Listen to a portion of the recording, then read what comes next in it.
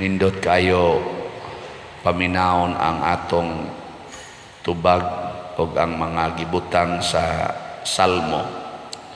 Sa tuyatong tubag, ikaw ang akong anak, karong adlawa gianak ko ikaw. Nalipay mo ani? Mura magway klaro inyong tingog. Sayunan ka ng angkunon tas Ginoo nga anak tika, karong adlawa gianak ko ikaw. Nga ang Ginoo nga ni angkon ani maoy tag-iya sa tanan, maoy sinugdanan o maoy nagbuhat sa tanan. Pagkaninduta, wa nagyoy problema ang kinabuhi. Wa kay bugas na ay Ginoo. Wa kay masakiton ka na kay sakit na ay Ginoo. Mamatay ta, Ginoo mo'y tag-iyas kinabuhi, iya ra nang iuli nato. Wa kay balay na siya'y dapit nga giandam para nato. Wa nagi problema. Niya karon ang problema mituo baka ani. Sige lingay mong tupad. Ingna napakaroy problema.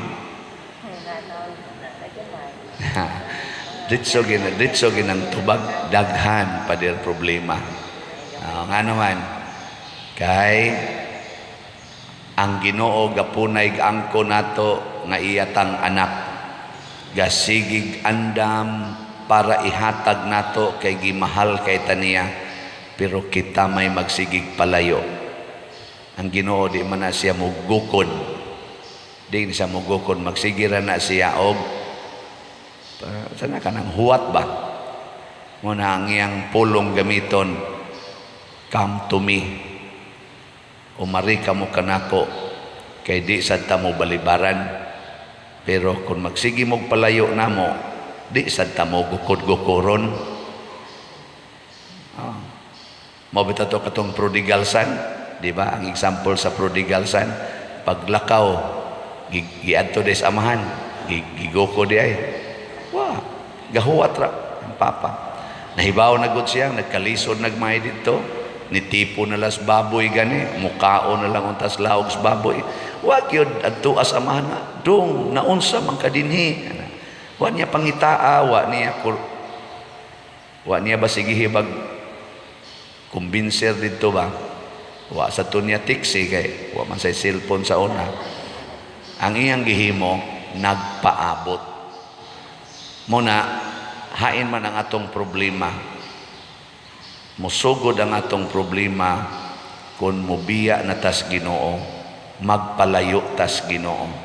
Muna si San Pablo diri sa unang pagbasa, niingon siya, mga igsuon nga kaliwat ni Abraham ug kamong nga dili Hudiyo, kita mao ang gipadad-an ni ining mensahe sa kaluwasan, kay ang mga tao sa Jerusalem ug ang ilang mga pangulo wala mahibalo nga siya mao ang manluluwas, ni hisabta nila ang pulong sa propeta. Wa sila mosabot ba nya imbis unta to nga ang manluluwas nitipo na nila nga mao si Jesus, gipatay na hinuon. Pananglitan diya sa imong balay na ba kay daba mo'y altar nga naay mga santos, nya nasad mo'y TV. Hay may mas kanunay ninyong tan-aon, ang altar o ang TV? Wa magitingali ka kaila na ron sa mga santos nga imong gibutang sa imong altar. Basig wa nakakaila. Ila-ila ha. Nasad mo'y rosaryuhan. Nasad mo'y cellphone. Hay may permi nimong hikapon ang rosaryuhan o ang cellphone? Tanawa, nabuangon gid kay mustanan. Na mo'y Bible.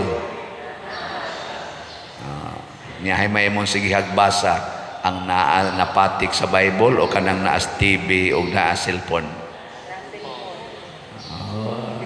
Mo na siya. Magbantay gid karon an samot na gid sa buhat. Kamaotang mo distinguish sa buhat sa Ginoo o buhat sa yawa. Sa may buhat sa Ginoo, kanang mo resulta gyud og pagkaway sala. Unsa may buhat sa yawa, kanang mo resulta sa sala. Example, kanang pagsigig pangitag kwarta. Kana bang ang imong huna-huna kwarta gyud. Asa man na padong ginaasala. Unsa may panghuna-huna sa Ginoo, kanang magsigi jud kag paningkamot nga mahimo kang kabos. Nakita ninyo din ang naningkamot nga mahimong kabos. Taas ang kamot.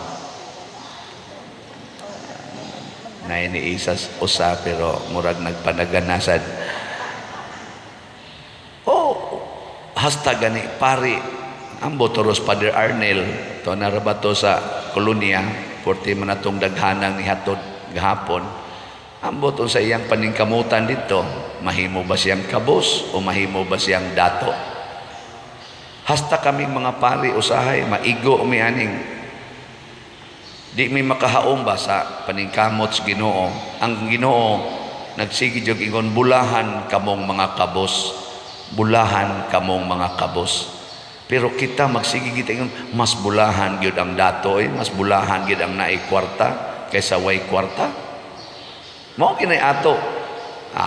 Mao na resulta sala gyud nya inigsod na sa sala mawagtang dayon ang atong kalipay, ang atong kalinaw, mawagtang ang atong relasyon, mga bungkag ng relasyon, banag asawa nag-away na tungod sa kwarta, mga managsuon, nag-away na tungod sa kwarta, mga silingan, nag-away na tungod sa kwarta, ang mga kauban sa opisina, sa imong workplace, nagkinusmuray na snaw tungod sa kwarta, ang mga politisyan, nag-away na, nagpinatyanay na tungod sa kwarta, ang mga nasod, naggubat na tungod sa kwarta, purti na yung gubuta, ang kalibutan, ang atong kinabuhi, mura nag-impierno. Sige, lingay mong tupad. Musta imong kinabuhi, langit o impierno?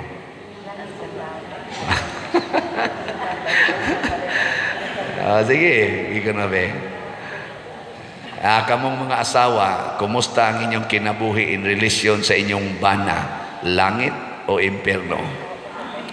Amayo, congratulations. Na initubag ba langit pero ang tingog isog kayo langit.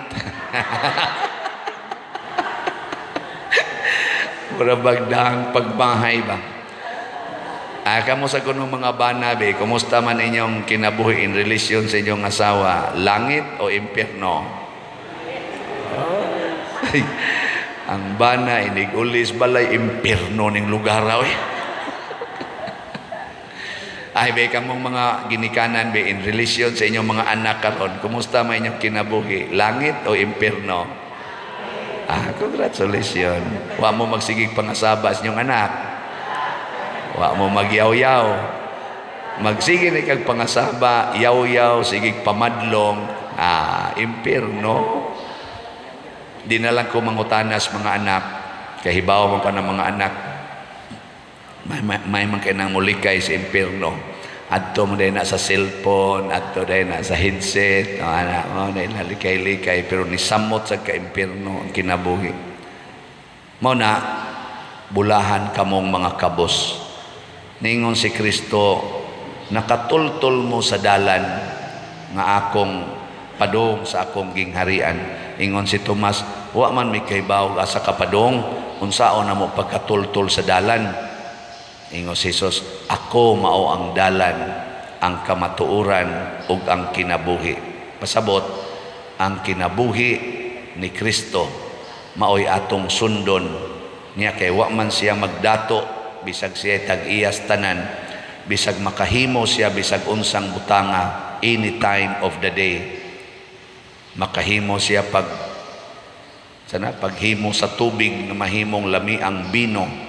Makahimo siya pagpadaghan sa 5 kapan nga makapakaon og 5,000 ka mga tao, masobraan pag 12 ka bukag. Kamao siyang muhimo sa dagat nga mabuak, mabahin ug mahimong karsada sa pilalang kapag pamilok. Kahimo siya na tanan.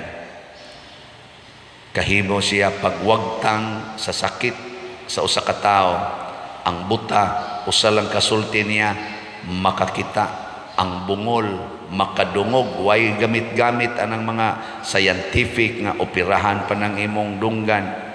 Ang amang makasulti, ang bakol makalakaw, sunangan, ang buhi mabakol. Oh, naam sa mabakol nga buhi. Hastang patay, buhio niya. Ingon ana siya kagamhanan, pero gipili gid niya ang kinabuhi sa kakabos. Ngano man, kining mga kabos minus kay ni kabalaka. Kana bang mga kabos ba? Kana bang mupili ka sa kakabos? Mag-anam og kajutay ang imong kabalaka. Munang niingon siya diri, ayaw kamog kaguol, ayaw mog kabalaka, salig kamo kanako. Nya kanang kabos kusog kay nang musalig. Oh, mabitan nang managlinya gina sila kana ingon, nay nang hatag bugas, linya na bisag init kayo. Taas kayong linya. Na ginito siguro ka? O siguro lagi. Mulinya gina kay musalig gina sila. Mabitan nang ilad-ilaron lang na sila sa mga politicians o guban pang mga dato. Kay musalig mo dayon. Pirmahin ni manang aron tagaan ay kag dakong kwarta. Unya dito ang pagpirma di ay mauna di ay ang pag-uyon nga mobiya na siya atong maong yuta kay gipalit na kuno, deed of sale di ito siya. Ana musalig kun ala sir no labi nagtagaan usag mga bugas nya ingnon kanay mong anak ato nang iskalar ha, ako na mo gasto ana. Uy sir kanindot kare pirmahire dire ana aron munindot atong kinabuhi kay ato gining proteksyonan dinhi. Ato ni siyang i-secured inyong lugar. Pag humagpirma, gikural dayon o no trespassing private property. Dool ka ngadtog asap kiha, tagaan day ka. Diyan na kay pirma dire. Nyamingon ka, paita aning kabusta ayaw. Ningos Kristo bulahan ka. Nga naman, to ako'y giandam nga lugar dito. Wa na dito mga tikasan, kanang mga land grabber, wa na dito. Kay tuan na sa impierno maglangoy-langoy. Nga ikaw dito, mansyon ang akong andamon. Ay kabalakag, wa na kay kaon diri. Gabaha ang pagkaon o mga ilimnon dito sa akong gingharian. Na inana. Yang sabay atong buhaton. Musunod lang kita ni Kristo nga nagsigig puyo sa kamatuuran, dili gyud mamakak, musulti gyud tinuod. Sige, lingi ay mong tupad sa katapusan ing na di ka mamakak. Nyamin mo siya panagsa usahay hunungan na kay matipas tasdan niya pangutan ang pare di ka mamakak. Di ko mamakak ang atong halin gahapon sa slat. Ang atong halin is BF Dag niabot nag 17,320 ka slots. Basta. Nya di sad ko mamakak nga naapay 58,680 ka slots na tag 500 nga available. Nya di sad ko mamakak nga ang mupalit ani mapuno gyud sa kalipay. Na ay ni palit dinhi katong atong 10 slots challenge, hapit man to moabot og 400 ka mga 10 slots challenge. Ang usa nakita na ko dinhi gadali-dali yung palit nako ngano man to siya basig masirad ano niya ko pader madidlainan ko ba anong gadagandagan gisa dinhi og palit Naingon ko nganong ingon ani man ka-excited nga mo appeal gyud mo palit yung mga slots. Yan siya, Pader, sultihan ti ka ang mga grasya nga niabot nako dili gyud masukod og dili ma-imagine nako. Nako namuhuna ni ka. Wa, Pader, nalingaw lang ko nga ang Ginoo kada nako palit og slots naa sad siya ihatag nga bugti nga grasya. Pero ang grasya sa niya iya sa kunong gihimo aron malipay ang mga silingan, malipay ang iyang mga isig katao, kay nas dubli-dubli namang iyang grasya. Mo na magsige siya imbiter hasta naamni siya negosyo, hasta iyang mga tao palit lagi mo slot kay lipay jud kay mustanan. Di gyud mo magmahay. Mo na siya na ro sige evangelize. Daghan na kay siya gipang evangelize nako. Kanindot ana imong gibuhat murag malangit na gyud ka ana. Siya hibaw na ko ana, Pader. Kay milagroso kayo ning slot. Kay nasay usa nagblessing ko og iyang bag-ong balay.